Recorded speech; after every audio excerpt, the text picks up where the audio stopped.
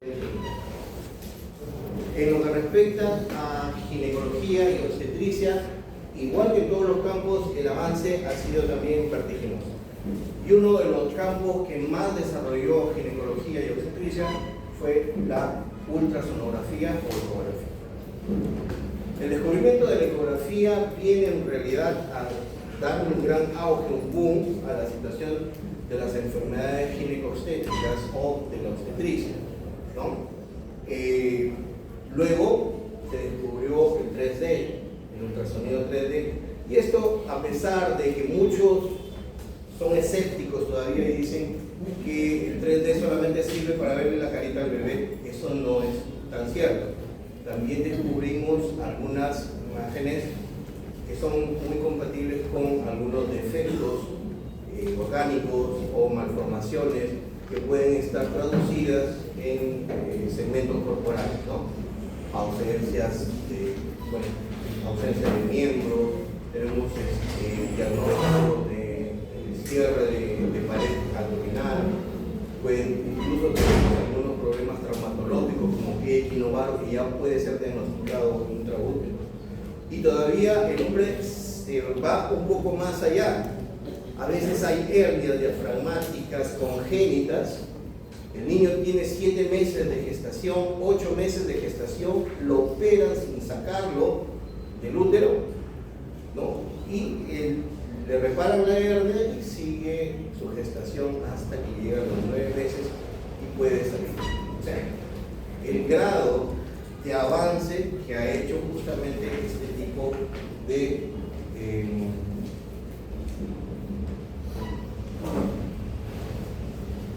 imágenes.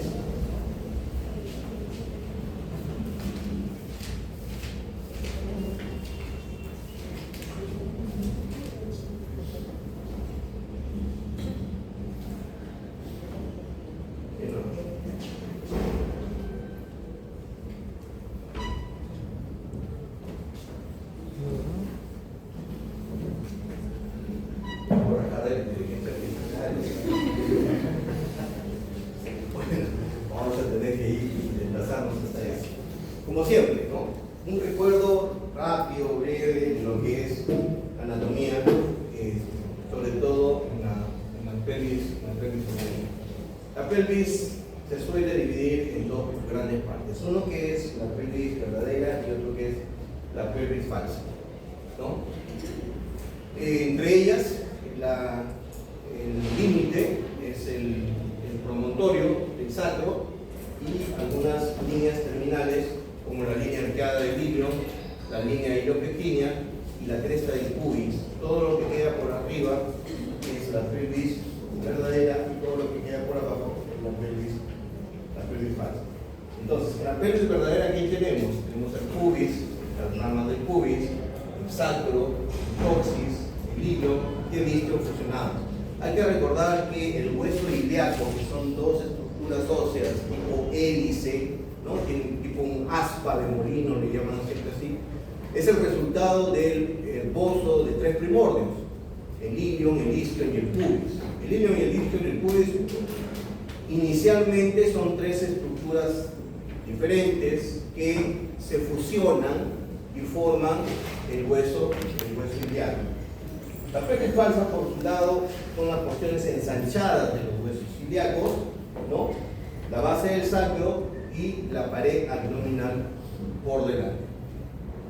Estas estructuras tienen su contenido, ¿no? Hay contenidos que son sobre todo los órganos genitales. Estamos hablando de la mujer femenina, ¿cierto? En un corte medio sagital de una pelvis, nosotros podemos encontrar hacia adelante el esbozo o la porción ósea que corresponde a las ramas púbicas. Por detrás justamente está la vejiga, que es parte del sistema urinario. Más atrás, dependiendo del grado de distensión de la vejiga, va a variar las relaciones que existen con los órganos pélvicos, ¿no? El útero está por detrás de la vejiga, ¿cierto? El útero siempre tiene un una inclinación hacia adelante, por eso que es una posición anteverso flexa, que es lo que trae la gran mayoría de mujeres, ¿no? Más del 90% de mujeres siempre tienen la localización del útero con el fondo ubicado hacia adelante y hacia arriba, con una curvatura, ¿cierto? Esto es el fondo, el cuerpo y el cuello del útero. Y luego continúa con la vagina. Y por detrás se encuentra el recto, ¿no? La ampolla rectal y obviamente el conducto anal por donde salen los heces fecales. En una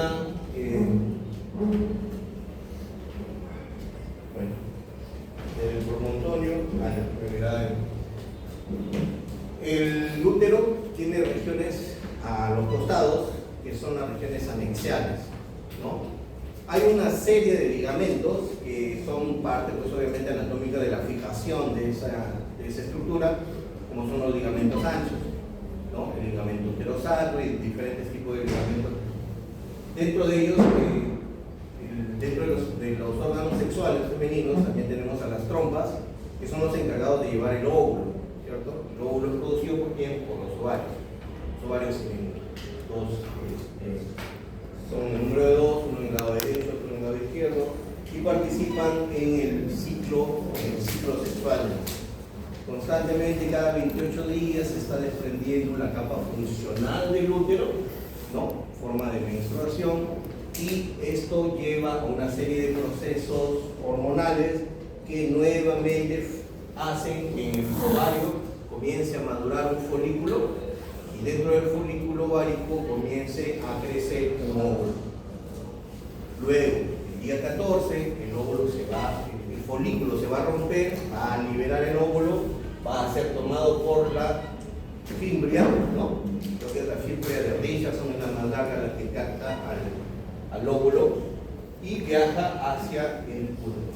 Si encuentra espermatozoides, sucede el milagro de la fecundación, y si no encuentra, pues sencillamente nuevamente comienza después de 14 días más, 14 días a la ovulación, 14 días más, nuevamente la menstruación, y así en un ciclo que dura varios años, mientras dure el ciclo reproductor. Luego de los 50 años, 45 o 50 años, surgen otros trastornos, otros fenómenos, eventos hormonales que hacen que esto se retire y sencillamente entra en la menopausia, ¿no? Bueno, este es para mediano, aquí no se capta la cavidad uterina, sencillamente es para ver los medios de fijación del útero, ¿no? El fondo de saco de Douglas es el espacio que queda entre el útero y el recto. El fondo de saco de Douglas es en el varón, también tenemos Douglas, pero el recto vesical, ¿no? En cambio, en la mujer es recto uterino. Entre el recto y el útero, ahí se encuentra el Douglas en la mujer, y entre el recto y la vejiga se encuentra en el varón. En una vista superior, está por arriba, el fondo del útero, lo que decían las trompas, ¿sí? Las trompas uterinas que van hacia los ovarios, y bueno, todo el evento de procesos que trae el ciclo sexual femenino. ¿Dónde entramos nosotros? Hay estructuras de fijación, estructuras de sostén, estructuras de soporte que son representados por las diferentes fascias y los músculos que se encuentran presentes en la cavidad pélvica. Recordar siempre que hay una región que se llama perineo. El perineo es justamente lo que detiene todas las estructuras pélvicas en el piso, digamos así, ¿no? Entonces, las fascias superficial, subcutánea, transversal, que separa el transverso del abdomen de la fascia extraperitoneal, y una fascia extraperitoneal denominada umbilical, vesical y prevesical. Todo eso hacia arriba va a comunicar con lo que es la cavidad abdominal. Hacia abajo ya de esto está la cavidad pélvica propiamente hecha. Los músculos, hay músculos en la pared lateral, en la pared anterior, en la pared lateral el oblicuo externo, el interno, el oblicuo interno, el transverso del abdomen, en la pared anterior los rectos del abdomen. Y hay músculos del miembro inferior, como el psoas mayor, que se viene desde arriba arriba de los cuerpos vertebrales lumbares que se van hacia el fémur, ¿no? El músculo piramidal, el músculo obturador interno, todos estos van a conformar parte del piso vesical, lo que no permite de que caigan las estructuras pélvicas, y forman justamente el diafragma pélvico con el elevador del ano y el coxis. Este es, digamos, una vista superior, por arriba, de lo que es el plano muscular, haciendo de que los órganos que están dentro de la cavidad pélvica no se caigan, no se desplazan. Si esto falla, si el perineo falla, si los músculos se vuelven flácidos, surge lo que se le llaman las distopias pélvicas, de tal manera de que el útero puede salirse incluso por la vagina, porque fallan estos mecanismos de retención, estos mecanismos de fijación, ¿no? El recto también puede salir, y estas se llaman, como le digo, las distopias, uterocele, el rectocele, ¿no? Son protrusiones, son salidas de los órganos desde la cavidad hacia el exterior. Muchas veces al útero, como les repito, sale por la vagina y va a condicionar múltiples problemas como infecciones sobre todo, ¿no? Esto es por la vista pero ya inferior, ¿no? Lo otro fue por la vista superior, ahora es como si estuviéramos viendo desde abajo con los músculos que conforman, ¿no? el piso pélvico, y que tienen que tener continuidad tratando de que no caigan las estructuras pélvicas, sean de la esfera genital o sean de la esfera del aparato digestivo bajo, ¿no? Bueno, quienes aseguran la irrigación de la pelvis, la arteria iliaca interna, que irriga las vísceras pelvianas, las paredes de la pelvis, el perineo y las regiones de lumbar, ¿no? La iliaca interna da ramas, una rama anterior y una rama posterior. La rama anterior da a su vez, ¿no? Ramificaciones que son la umbilical, la vesical, la uterina, la vaginal, la rectal media, obturatriz, pudenda interna y la glútea inferior, que justamente adoptan los nombres de las estructuras a las que llegan. Mientras que las ramas posteriores de la arteria iliaca interna se dividen en hilo lumbar, sacra lateral y glútea superior. Todas esas estructuras vasculares van a asegurar la irrigación de todos los órganos que se encuentran a nivel pélvico. El útero es un órgano, ¿no? Localizado en la pelvis verdadera, entre la vejiga urinaria en el plano anterior y el colon en su porción recto-sigmoidea en la parte posterior. Entre esas dos estructuras está, entre la vejiga para adelante y el recto-sigmoide para atrás. Tiene una posición variable porque debido a la posición del fundus o del fondo uterino, dependiendo si el fondo está para atrás, si el fondo está para adelante o incluso el fondo puede quedarse en medio, ¿no? Entonces esto es modificable con el grado de distensión vesical. Por eso que les decía de que las relaciones varían con el grado de la vejiga, que si estuviera o no estuviera lleno.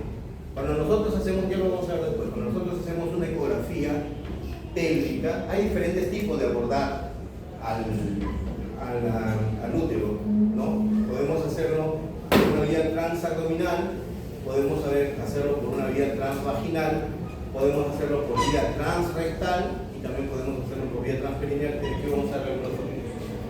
Bueno, entonces la posición del útero es variable, muy variable. Si la vejiga está más llena, va a variar. Si la vejiga está vacía, también esa posición va a variar. Ecográficamente, en un corte sagital, cuando nosotros damos un corte sagital, se identifica por estar inmediatamente posterior al ángulo de la vejiga. El cuello uterino y la vejiga forman 90 grados, un ángulo recto, que puede ser modificado dependiendo de la cantidad de orina que tenga la vejiga, ¿no? Esto es una representación del útero, el fondo, el cuerpo y el cuello, ¿no? Con todo con todas las estructuras anatómicas que hacen de fijación, de tejidos de fijación. La trompa, por ecografía, no puede observarse, salvo que esté con algún tipo de problema, sobre todo un problema inflamatorio, ¿no? Una salpingitis hará de que la ecografía pueda abordar la trompa. Entonces, cuando la trompa se inflama, cuando la trompa tiene algún tipo de problema inflamatorio infeccioso, se hincha y es posible de verla en ecografía. Una trompa normal, usualmente nosotros no lo observamos, por eso que en los reportes no lo describimos. La trompa tiene porciones, una porción ísmica, la ámpula, ¿no? Y las fimbrias, que son la parte final, antes de ser infundíbulo, que son un embudo, y las fimbrias que quedan para atrapar justamente como pseudópodos, atrapan el óvulo que es desprendido por el ovario. La trompa es una estructura tubular que mide más o menos 10 centímetros de longitud y está localizada en la parte superior del ligamento ancho, ¿no? Algunos dicen que son como los brazos del útero, que se extienden, forman una T con el útero. Las fimbrias se abren hacia la cavidad peritoneal y presentan un orificio que mide más o menos 3 milímetros de diámetro cada fimbria, ¿no? La porción intramural o intersticial de la trompa mide alrededor de 1 centímetro de longitud y es bien visualizada por una ecografía transvaginal. Ese es ETV. Una ecografía transvaginal que es posible de que nosotros podamos ver la porción de la trompa que está enterrada dentro del útero, la primera porción que está enterrada dentro del útero. El istmo y la ampolla solo se van a visualizar, como les decía, si hay patología aireada. Si no hay patología, las trompas en el istmo y la ampolla no se van a poder apreciar.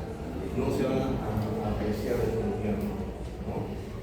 Muy bien, este es un corte coronal en donde estamos viendo pues obviamente el útero.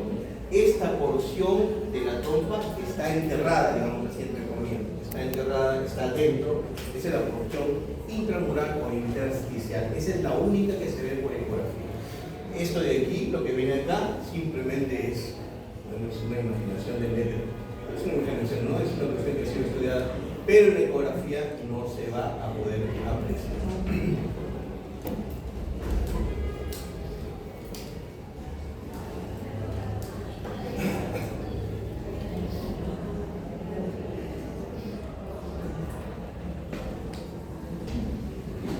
El endometrio va a variar, como ya todos ustedes lo saben, seguramente han llevado ya el curso de fisiología, va a variar de espesor. Pero aquí vamos a hablar de un término más dependiendo de la ecografía, o sea, de la ecogenicidad. Recuerden ustedes que nosotros le decíamos a un cuerpo que era ecogénico cuando era más blanco, o un cuerpo hipoecogénico cuando era un poco más oscuro o más gris. El endometrio es ecogénico, varía de espesor y es ecogénico, pero su ecogenicidad también va a ir variando dependiendo de qué, del ciclo. Por ejemplo, si nosotros hacemos la ecografía en una fase menstrual, ¿no? Va a depender también de qué cosa, va a depender de la edad del paciente. Obviamente no es lo mismo ver un endometrio en una joven de 20, 24, 28 años que en una anciana de 60, 70 u 80 años, ¿no? El endometrio en pacientes ya añosos va a ser, o añosas, va a ser muy delgadito, casi una línea, salvo que haya alguna patología asociada. Entonces, va a variar dependiendo de qué, de la fase menstrual, va a variar dependiendo de la edad, va a variar dependiendo del número de hijos que ha tenido ese paciente. Si ha tenido varias gestaciones, si ha habido varios partos, el endometrio se verá un poco más amplio, un poco más grueso. Y también va a variar si es que ese paciente está sometida a estrogenoterapia. O en todo, como he dicho en otras palabras, está sometida a métodos anticonceptivos del tipo hormonal. Cuando los pacientes se ya sea pélvica, transabdominal o transvaginal, que son los más frecuentes que nosotros utilizamos, ¿no? Y hay que preguntarle siempre si es que está recibiendo los métodos anticonceptivos, porque dependiendo de eso, el grosor del endometrio va a variar. Sin embargo, el espesor del endometrial no debe superar los 14 hasta los 16 milímetros.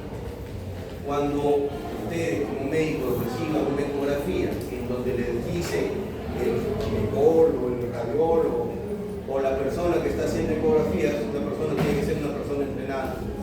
Les diga, por ejemplo, línea endometrial, algunos lo describen como línea endometrial, otros sencillamente le dicen endometrio 18 milímetros de espesor.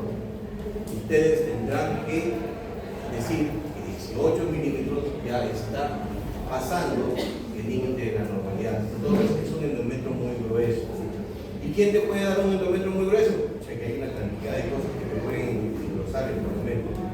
Una de ellas es la gestación. Gestaciones que son todavía muy tempranas, gestaciones que están recién en una etapa de nidación, ¿no? Pero también puede ser la hiperplasia endometrial. Esto va a depender mucho del cuadro clínico que cuente o que traiga la paciente, ¿no? Entonces, cuando todavía no ha sucedido la menopausia, puede ser que el grosor vaya entre los 14 y los 16 milímetros. En términos general, 15 milímetros. Ya más de 15, ya más de 16 milímetros cuando está menstruando, porque cuando ya sucedió la menopausia, debe ser. Es que cuando la necesidad está la falta de todo el agua de los que le queríamos decir. Le tenemos un detalle preparado para todos, de verdad, por todos estos alumnos que ven acá. Ahora loca. Por ser un gran tutor y por una gran persona sobre nosotros, tenemos la facilidad que nos ha tenido siempre nosotros de poder explicarnos una y otra vez, de ser quién es y demostrarte cómo es realmente con nosotros. Muy pocas veces vemos eso a un profesor y de verdad todos y yo también le agradezco mucho por ser aquí. Gracias.